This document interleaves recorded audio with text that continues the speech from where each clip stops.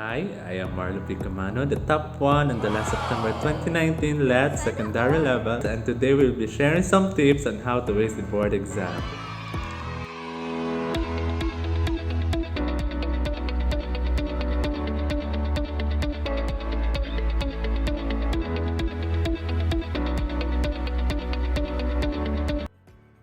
Hi everyone, this is Teacher Janelle of TeachTalk, where learning is fun and easy. If this is your first time watching our videos, don't forget to subscribe and hit that bell button so you'll get notified on our next videos. As what Teacher Marlo said in our intro, we will be giving you Topnotchers tips and advice on how to ace or pass or even become a Topnotcher on your licensure examination. So if you want to know these tips, please watch this video until the end. We invited some of my co-Topnotchers during my batch who took the licensure examination for teachers last September 2019. Let's get to know each one of them.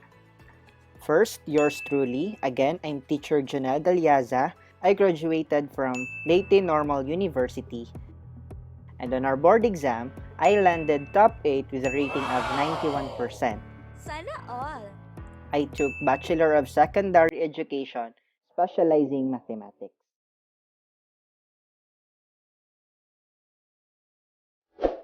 Next, we have Teacher I. Brand C. Bueno from Corjeso College, who landed also top 8 during our licensure examination with a rating of 91%. Sana all!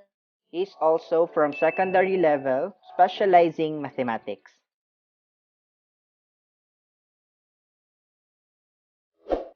Next, we also have Teacher Rebecca Luis M. Rosito or Teacher B from Cebu Normal University, who landed lang naman top 5 during our licensure examination Sana all! with a rating of 90.80% from elementary level, specializing early childhood education.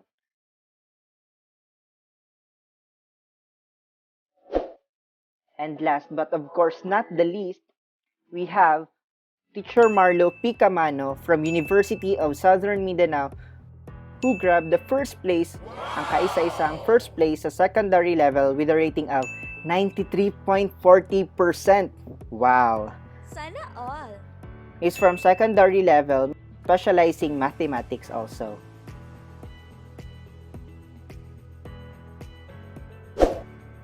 Those are the Topnotchers that will answer some questions about preparation for board exam. Let's start with an easy one. Our first question is, how to prepare for board exam? Kaming mga Topnotchers po ay naniniwala na preparation is the key to success. So how should we prepare for licensure examination? Unang-una po, dapat siguraduhin natin that we are qualified and registered tayo sa Professional Regulation Commission or PRC. So ano nga ba ang requirements to apply sa PRC? For first-time test takers, you need your original and photocopy of transcript of records, original and photocopies of authenticated birth certificate or NSO, and for female applicants na married, you need PSA marriage contract. Also, you need receipt of examination fee of 900 pesos. You can pay through your selected payment option. You can have PayMaya or PRC cashier. Next, you need a photocopy of your cedula. And lastly, your PRC number, which you can get on the information section of the PRC office. While for repeaters, you need your original and photocopy of your transcript of records or TOR, your original and photocopies of authenticated birth certificate, and your notice of admission or NOA.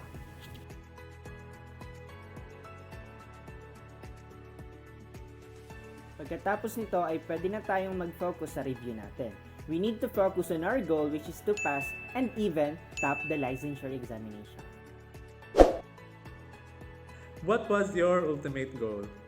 My ultimate goal was just to pass the LED with a little bit of hope nga makasulod sa list of Topnotchers bisan top 9 or top 10 lang. That's Sana all. all. Thank you. How did I motivate myself to reach my goal? Well, that's simple. It's because of my family. They have been with me all throughout my life and they have supported me in any way that they can. So, acing the board exam was one way that I'm giving back to them. I'm the type of person na kagaya ng marami hindi mahilig magbasa. In fact, in my college days, isang novel lang ang natapos ko because it was one of the requirements in our subject. This was one of the weaknesses that I encountered during my preparation for licensure exam. But I overcame it for my goal, which is to top the board exam. I read more than 30 books in Prof Ed in just, hulaan nyo kung ilang months. In just 3 months. Imagine na kaya kong magbasa more than 30 books in just 3 months because I was so eager to top the board exam.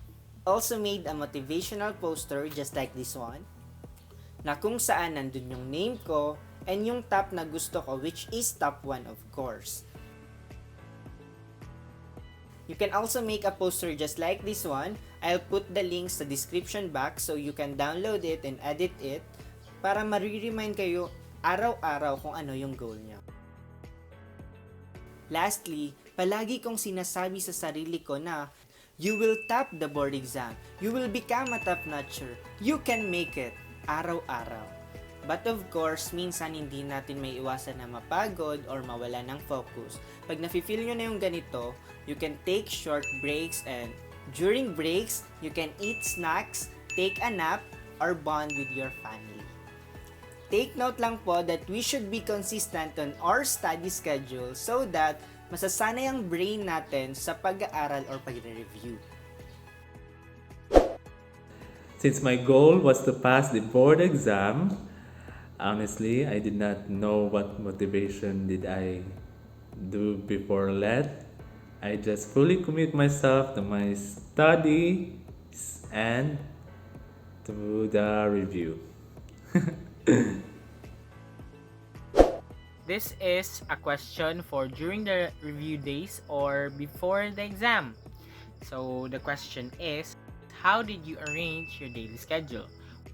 Well, I arrange mine as ideal as possible because ideally, you need to study from morning till evening if you want to top the exam or ace it.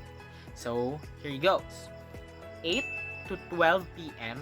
That would be the time that I go to our review center, which is the Fukulan Review Center, and review with the lecturers. Next is our lunch break, my lunch break, which is 12 to 1. And then 1 to 5 p.m., that would be the time that I study for my majorship, which is mathematics. Then dinner break from 5 p.m. to 6 p.m. And then lastly, from 6 p.m. to 12 a.m., that would be the time that I study either Gen Ed or Prof Ed, or both. So that's it.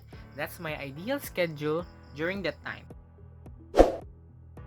Since may tatlong parts yung board exam namin, which are general education, professional education, and specialization, I divided my time to those 3. Para sa mga katulad kong morning person, you can study one of the areas sa gabi after your work or daily activities or your review on your review centers, then 2 areas naman sa madaling araw. You can give 2 hours on each area.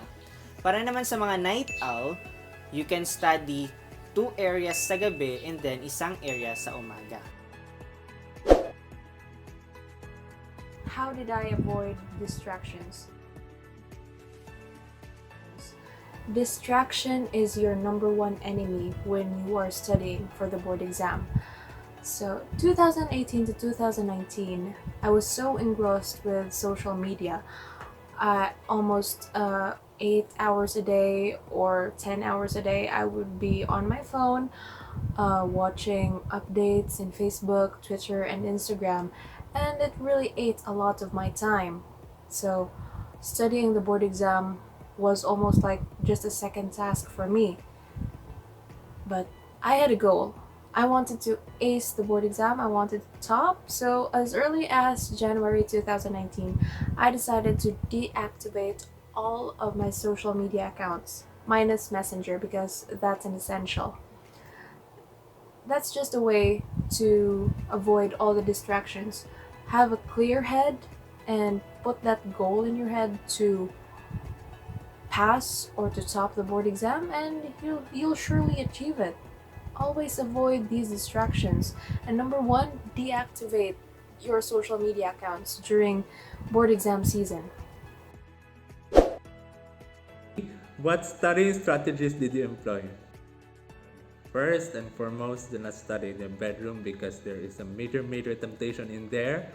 Second, kung nag-review mo sa review centers, please do your best nga maminaw jud sa inyong lecturer. Paki-take note or paki-highlight sa iyang gina-emphasize nga important points kana most likely nga magawas daw sa let para pag abot sa iyong balay pag humanong review, or in my case pag abot sa boarding house, mag-scanning na lang mo sa inyong ipang lecture during that day para ma-recall ninyo itong gitudlo sa inyong lecturer. Pero kung self-review man lang or kanang sa balay lang mo nag-study kay wala mo'y datong pang-review, datong wala mo'y kwarta or kay due to financial constraints, then paki-highlight na lang or paki-take note na lang itong mga important points and pangayo mo og review materials sa katong mga naga-review. Sharing is caring ba yan? And lastly, kung mag-study, ayaw po mo kalimot nga magpahulay. Kay dili tama nga i-overload inyong utok ug daghan kay information, kay kadugayan malimtan ra na ninyo. Dapat take a break po panag sa mga 15 to 20 minutes mag Facebook, mag YouTube, anything that is not related sa inyong let preparation, buhata po na ninyo. Kaya actually ato nag-review po ko dati, mas daghan pa ang Facebook o YouTube kaysa study dun mismo. And I know nga daghan din makarelate anang amutang kay kuan man dun, boring man kay na mag-study dun para sa kuwachar lang. Boring sa kay dili man kanang something interesting dili mo mabasa. Maunang maka-insert ka Facebook or YouTube sa inyong study. So, mao to ang point sa number 3 na ako, take a break sometimes. Ayaw jud isagad imong sarili para sa imong study. Kay dili na siya tama. That's all. Thank you. What studying strategies did I employ? I have a weakness with mathematics, so when I studied the general education subject, I studied math first. Whatever weakness I had, I studied it first. For math, I focused on it for like 2 months, and before going over to the next subjects, I studied all the aspects of mathematics from basic up to algebra, so I practice a lot. That's it. And even for professional education, if you have any subjects there that you're having a hard time, let's say for example principles of teaching, that's a huge topic, so better study it first. My studying strategies could be effective for some people or could not be effective to some, so have some introspection and analyze which strategies will work for you. Whatever you're comfortable with, go with it. That's the only tip that I can give you if ever my strategy is not effective. Please take note of that. Ayan po ang aming tips and advice before taking the licensure examination. If you have any questions po regarding preparation or anything related to examination, you can leave it in the comment section below and we will try to answer it in our next videos. Sana po ay nakatulong kami and we hope and pray that you'll get that license. That's all. Thank you.